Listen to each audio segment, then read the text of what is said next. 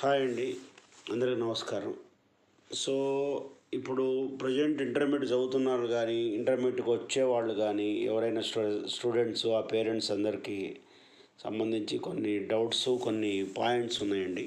So, చాలామంది నన్ను అడుగుతున్నటువంటి క్వెషన్స్‌కి ఇప్పుడు నేను ఈ వీడియోలో దానికి సంబంధించి ఆన్సర్ చేయడానికి ట్రై చేస్తాను. సో, పేరెంట్ ఏమనుకుంటాడంటే, ఇప్పుడు పేరెంట్స్ ఇప్పుడు అంటే ప్రజెంట్ జనరేషన్ కనుక ఇప్పుడు కనుక చూసినట్టయితే ఈ పేరెంట్స్, సో తల్లిదండ్రులు ఇద్దరు కూడా, అమ్మ నాన్న ఇద్దరు కూడా సాఫ్ట్వేర్ జాబులే ఎక్కువ ఉన్నాయి ఇప్పుడు ప్రజెంట్ హైదరాబాదు ఈ ఏరియాలో చూసినట్టయితే. సరే, ఇంకా టౌన్స్ సిటీల్లో అయితే సరే, ఎవరి ఆలోచనలు వాళ్ళకు ఉంటాయి అనుకోండి, ఎవరి జాబులు వాళ్ళు చేసుకుంటూ ఉంటారు. సో జనరల్గా చూసేటట్టయితే మా పిల్లలు ఏంటంటే ఎన్ఐటీలో చదవాలని, ఐఐటీలో చదవాలని, టాప్ కాలేజెస్ చదవాలని చెప్పి ఉంటుంది. సో అయితే స్టూడెంట్ విషయానికి వచ్చినట్టయితే నేను అబ్జర్వ్ చేసినంతలో, సో స్టూడెంట్స్లో ఆ కెపాసిటీ, ఆ క్యాపబిలిటీ ఉండి, ఆ అండర్స్టాండింగ్ ఐక్యూ లెవెల్స్ ఉంటే ఓకే. బట్ స్టూడెంట్స్లో నేను కొంతమంది పేరెంట్స్ కనుక చూసినట్టయితే స్టూడెంట్స్లో ఆ లక్షణాలు ఉండవు. స్టూడెంట్కి అంత అండర్స్టాండింగ్ ఎబిలిటీ, అంత ఐక్యూ లెవెల్స్ స్టూడెంట్స్ అంత తీసుకోలేడు. బట్ పేరెంట్ ఆలోచన మాత్రం వేరే ఉంది. పేరెంట్ వచ్చేటప్పటికి మా అబ్బాయి అక్కడ ఇక్కడ అని చెప్పి ఏదో కాలేజీలకు వచ్చి ఫీజులు కట్టేసి చేస్తే అన్నీ అయిపోతారేమో అనుకుంటారు. కాలేజీల్లో ఏదో అల్లావుద్దీన్ అద్భుత దీపంలాగా వాళ్ళు ఏదో సృష్టించేసి పెట్టేసి మీ అబ్బాయి ఐఐటి మెయిన్స్ అని, అడ్వాన్స్డ్ అని, బిట్సాట్ అని ఇట్లా వచ్చేస్తాయేమో అనుకుంటారు. ఓవర్ నైట్లో వచ్చేస్తాయేమో, లేకపోతే ఇతను 1 ఇయర్లో 2 ఇయర్స్లో వచ్చేస్తుందేమో అనుకుంటారు. ఏదైనా స్టూడెంటు సో ఒక ఫోర్త్ ఫిఫ్త్ క్లాస్ నుంచే ఓ పద్ధతిగా సిస్టమేటిక్గా కనుక స్టడీస్ ఉన్నట్టయితేనే అది పాసిబిలిటీ అవుతుంది. అంతేగాని ఓవర్ నైట్లో మాత్రం అది పాసిబుల్ కాదు. బట్ పేరెంట్ ఆలోచన మాత్రం వేరే ఉంటుంది. మా అబ్బాయి 10th క్లాస్ వరకు బాగా చదివాడు, అన్ని అంత పాయింట్స్ వచ్చినాయి, 9.5 వచ్చినాయి, 9.2 వచ్చాయి, ఏదో అన్నీ చెప్తుంటారనమాట. బట్ స్టూడెంట్ దగ్గర పిలిచి మనం ఏదైనా క్వశ్చన్ A+B × A - B అని అడిగితే కూడా వాళ్ళు ఆన్సర్ చేయలేకపోతున్నారు అనమాట. స్టూడెంట్స్ని కొంతమందిని చూస్తుంటే మరీ ఘోరంగా ఉన్నారనమాట. సో వాళ్ళకు లిజనింగ్ హ్యాబిట్ ఉండదు. ఒక 30 మినిట్స్ ఏదైనా మనం ఒక లెసన్ టీచ్ చేస్తే వాళ్ళు 30 మినిట్స్ దాన్ని ఫోకస్డ్గా చేద్దాము అనేటువంటి ఆ లక్షణాలు ఉండవన్నమాట. అంటే అందరి గురించి చెప్పట్లేదు, నేను కొంతమంది ఆ టైప్ ఆఫ్ మెంటాలిటీ ఉన్న స్టూడెంట్స్ గురించే చెప్తున్నా, ఆ పేరెంట్స్కే చెప్తున్నాను అనమాట. మీరు చెక్ చేసుకోండి మీ అబ్బాయిని మీరు చెక్ చేసుకోండి. మీకు తెలుసు, చాలామందికి ఏంటంటే పేరెంట్స్కి వాళ్ళ పిల్లలు ఎటువంటి పరిస్థితుల్లో ఉన్నారని తెలుసు. కానీ వాళ్ళ మనసు ఏంటంటే వాళ్ళు ఒప్పుకోకుండా, ఆ తల్లి మనసు తండ్రి మనసు వాళ్ళు ఒప్పుకోకుండా వాళ్ళు పోయి ఆ కాలేజీలో ప్రిన్సిపాల్ తోటి, అక్కడ ఉన్న ఫ్యాకల్టీతో ఇంటరాక్ట్ అయిపోయి మా అబ్బాయి ఇదైపోవాలి అని చెప్పి చెబుతుంటారు. ఎదైపోవాలన్నా కానీ స్టూడెంట్లో ఆ ఇంట్రెస్ట్ ఉండాలి. ఫస్ట్ పాయింట్, స్టూడెంట్కి ఆ ఇంట్రెస్ట్ లేకపోతే మనం ఎంత ఫీజులు కట్టి ఎంత పెద్ద పెద్ద కాలేజీలో జాయిన్ చేయించినా కానీ మీరు దానివల్ల ఉపయోగం ఉండదన్నమాట. అక్కడ ప్రోగ్రామ్ అనేది రన్ అయిపోతుంటుంది. మీ అబ్బాయికి ఏమో బేసిక్స్ నాలెడ్జే ఉండవు. ఇప్పుడు నేను ఇంతకుముందు వీడియోలో కూడా చెప్పున్నాను అనమాట. సో మామూలుగా ఫౌండేషన్తో పని లేదండి. మామూలుగా చదవాల్సిన దాంట్లోనే ఇప్పుడు ఒక 8th క్లాస్ స్టూడెంట్కి 8th క్లాస్ నాలెడ్జ్ ఉండలేదు, 9th క్లాస్ వరకు 9th క్లాస్ నాలెడ్జ్ ఉండలేదు.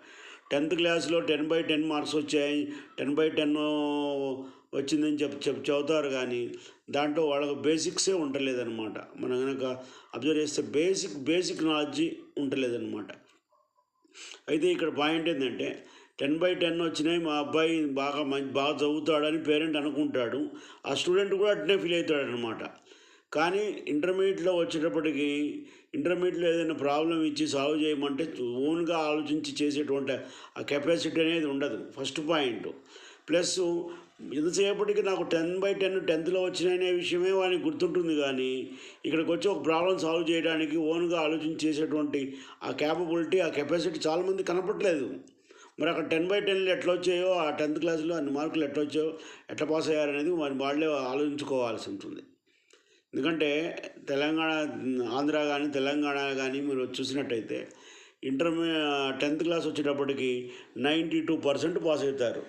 అదే ఇంటర్మీడియట్ ఫస్ట్ ఇయర్ వచ్చేటప్పటికి ఎంతమంది పాస్ అవుతున్నారండి? 50-58% పాస్ అవుతున్నారనమాట. మన ఆంధ్ర అయినా తెలంగాణ అయినా సేమ్ ఉంటున్నాయి.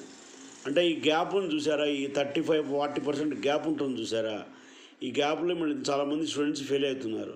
మరి 10th క్లాస్లోనేమో అంతా వస్తున్నాయి, ఇక్కడికి వచ్చేటప్పుడు ఇంటర్మీడియట్లో ఆ సిలబస్ ఎక్కువ ఉంటుంది. 10థ్లో ఉన్న అన్ని సబ్జెక్టులు కలిపి ఇంటర్మీడియట్లో ఒక సబ్జెక్టుతో సమానం అనమాట, అంత సిలబస్ ఉంటుంది. వీళ్ళేంటంటే ఈ మొబైల్ చూడటానికి ఈ అలవాటు పడిపోయి లెక్చర్స్ చెప్పేది లెసన్ వినలేరనమాట, వినరు. ఎందుకంటే మీకు 10th క్లాస్లో ఒకటే లెసన్ రిపీట్ చేస్తూ అదే 3 టైమ్స్ 4 టైమ్స్ రిపీటెడ్గా అదే చెప్తుంటారు. కానీ ఇంటర్మీడియట్లో వచ్చేటప్పటికి అటు చెప్పడానికి ఉండదన్నమాట. జూన్లో కనుక మీరు కాలేజీ స్టార్ట్ అయినట్టయితే జూన్ నుంచి డిసెంబర్ దాకా సిలబస్ టీచ్ చేస్తూనే ఉంటారు. జనవరి ఫిబ్రవరి 2 మంత్సే ఉంటుందన్నమాట దానికి. ఇంకా రివిజను అదేముండదు, ఇంపార్టెంట్ క్వశ్చన్స్ గుర్తుపెట్టుకొని నేర్చుకొని చదువుకుంటారు. సరే, బాగా చదివే పిల్లలు వాళ్ళు 75 మార్క్స్ ఎట్టాగో తెచ్చుకుంటారు, కాంపిటేటివ్ ఆబ్జెక్టివ్ కూడా బాగా ప్రిపేర్ అవుతారు, అది డిఫరెంట్ స్టోరీ. బట్ నేను ఈ బిలో యావరేజ్ ఉండే ఈ స్టూడెంట్స్ గురించి చెప్తున్నాను అనమాట.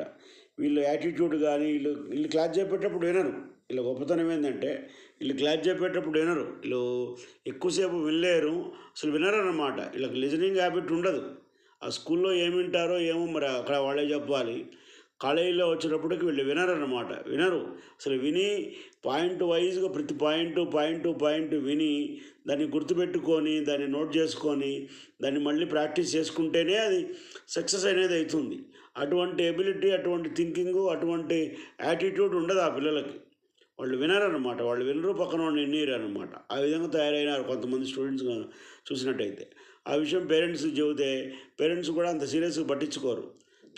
బట్ లాస్ట్లో వచ్చేటప్పటికి మా పిల్లలకి అంత రిజల్ట్ రాలేదు, ఇంత రిజల్ట్ రాలేదు అని చెప్పేసి బాధపడతారు. వస్తారు కాలేజీలో వాళ్ళతో, ప్రిన్సిపాల్తో కాసేపు పోట్లాడతారనమాట. సరే, ఎవరితో ఇప్పుడు చదువుకాలం తర్వాత ఆకులు పట్టుకున్నట్టు ప్రయోజనం ఉంది. నేనేం చెప్తున్నానంటే మీ పిల్లల కెపాసిటీ ముందు తెలుసుకొని దాంట్లో వాళ్ళు దేనికి సూట్ అవుతారో, మెయిన్సా, అడ్వాన్స్డా, లేకపోతే ఎంసెట్టా, లేకపోతే దేనికి సూట్ అవుతారని తెలుసుకొని దానికి తగ్గట్టుగా మనం కోచింగ్ ఇప్పిస్తేనే అక్కడ మనకు ఉపయోగము, ప్లస్ టైం వేస్ట్ కాకుండా ఉంటుంది.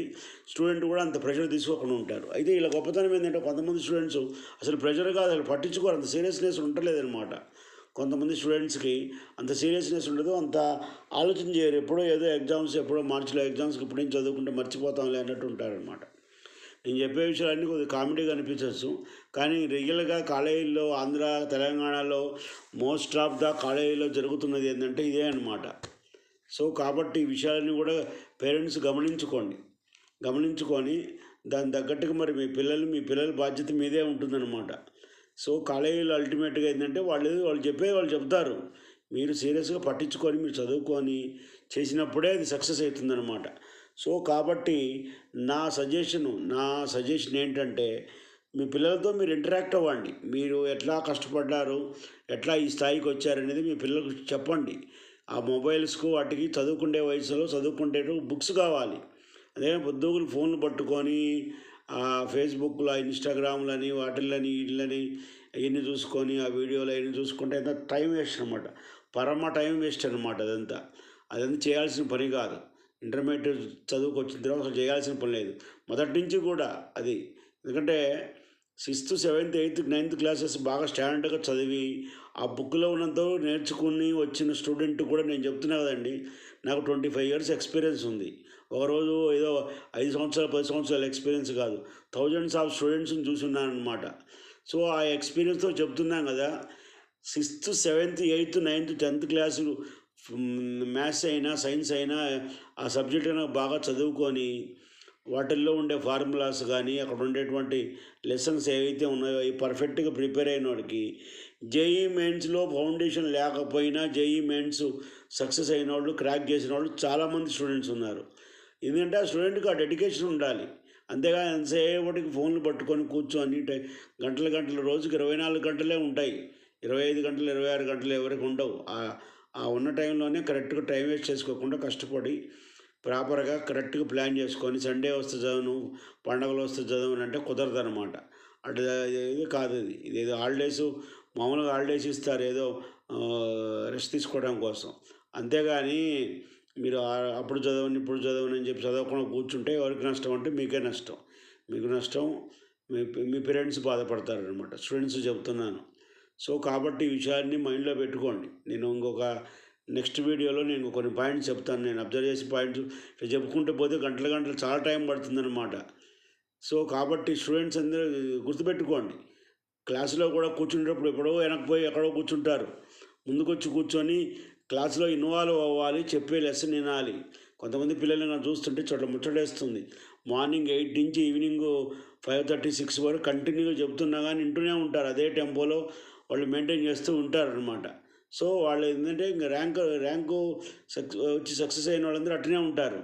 మనం ఎంతసేపటికి ఏంటంటే ఏదైనా కూర్చొని పాఠం చెప్పేది వినకుండా ఏదో టైం పాస్ చేసుకుంటూ, లేకపోతే పక్కన వాడు ఏం చేస్తున్నాడు, వాడు ఏం చేస్తున్నాడు, ఇవన్నీ అబ్జర్వ్ చేసుకుంటూ ఇట్లా టైం వేస్ట్ చేసుకుంటారనమాట. చెప్పే లెసన్ మీద ఏం కాన్సన్ట్రేషన్ ఉండదు, ఏం చెప్తారనే దాని మీద ఉండదు. అసలు కొంతమంది స్టూడెంట్స్ అయితే మనం ఉన్న టెక్స్ట్ బుక్లో ఉన్న మ్యాథ్స్ కానీ ఫిజిక్స్ కానీ కెమిస్ట్రీ లెసన్స్ వరుసగా చెప్పమని చెప్పి లెసన్ పేరే చెప్పిన పరిస్థితిలో ఉంటారనమాట. ఎక్కువ చాలా చాలా ఇట్స్ ఎ ఫ్యాక్ట్. మీరు వినటానికి ఇబ్బంది అయినా, పేరెంట్స్ అయినా స్టూడెంట్స్ అయినా మీరు వినటానికి ఇబ్బంది ఉంటుంది. ఇప్పుడు నేను చెప్పే విషయాలన్నీ కూడా మీకు అంత ఇష్టం ఉండదు. మీరు ఈ వీడియో కనుక చూడటం మొదలు పెడితే కట్ చేస్తారనమాట, ఎక్కువసేపు చూడరు మీరు. డెఫినెట్ నేను చెప్తున్నా కదండి, నేను ఇప్పుడు ఏదైతే వీడియో అప్లోడ్ చేస్తున్నానో అది మీరు వినటానికి ఇష్టపడరు. ఈవెన్ పేరెంట్ కూడా వినటానికి ఇష్టపడ్డారు అనమాట.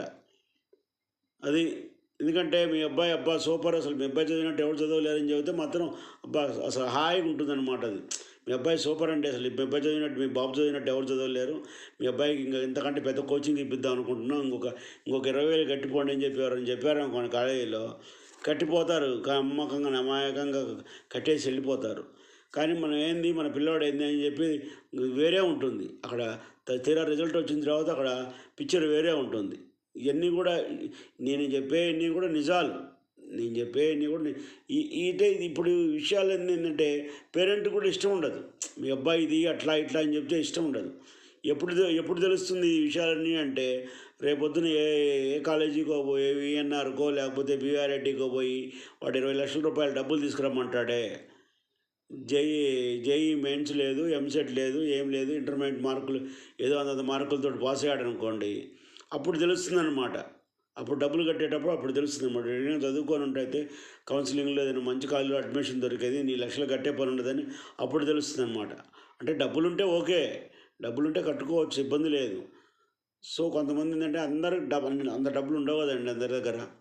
సో కాబట్టి ఈ విషయాన్ని గుర్తుపెట్టుకోండి. ఇంకా మీకు ఏంటంటే నేను చెప్పేది నిజాలు. నిజం ఎప్పుడు కూడా ఏదో అంటారే పెద్దవాళ్ళు, నిజం నిష్ఠూరం అని చెప్పి. నిజం అనేది నిష్ఠూరంగానే ఉంటుంది, కానీ మనం ఒప్పుకోవాలన్నమాట, ఎందుకంటే నిజం కాబట్టి. గుర్తుపెట్టుకోండి, ఏదైనా సరే డెడికేటెడ్గా చదువుకొని చేసి, అంతేగాని కాలేజీకి పోయిన దగ్గర నుంచి ఒక 10 సార్లు వాష్రూమ్ తిరగటం, ఒక 10 సార్లు బయటికి రావటం, వాడేం చేస్తున్నాడు వీడేం చేస్తున్నాడు బుక్ లాక్కోవటం, ఇదే ఇట్లాంటి పిల్లశేషాలన్నీ చేసి టైం అంతా వేస్ట్ చేసుకొని అక్కడ చెప్పే లెసన్ వినకుండా చేసుకుంటే ఎవరికి నష్టం? మీకే నష్టం అన్నమాట. మనం బుర్రబెట్టి ఇన్ని చదివితేనే అంతంత మాత్రం, అసలు చదవకపోతే ఎట్టుంటుంది? పేరెంట్ ఏమో మీరు బాగా చదువుతున్నారని చెప్పి మీకు పొద్దునే డేస్ కాలర్లో అయితే బాక్సులన్నీ కట్టేసి పాపం వాళ్ళు ఇస్తారు. వాళ్ళకి ఏం తెలుసు ఇవన్నీ, వాళ్ళకి తెలియదు కొన్ని పాయింట్స్. మనం మాత్రం అక్కడ పోయి చదివేది ఏందా అంటే ఏముండదు. నేను అందరి గురించి చెప్పటంలే, కొంతమంది స్టూడెంట్స్ గురించి చెబుతున్నా. అదేదో మీకు తెలుసు అనమాట, అది నీకు తెలుసు. ఈ విషయాలు గుర్తుపెట్టుకోండి. నేను ఇంకొక వీడియోలో ఫర్దర్గా మీకు ఇంకా కొన్ని పాయింట్స్ నేను షేర్ చేస్తానండి. Thank you.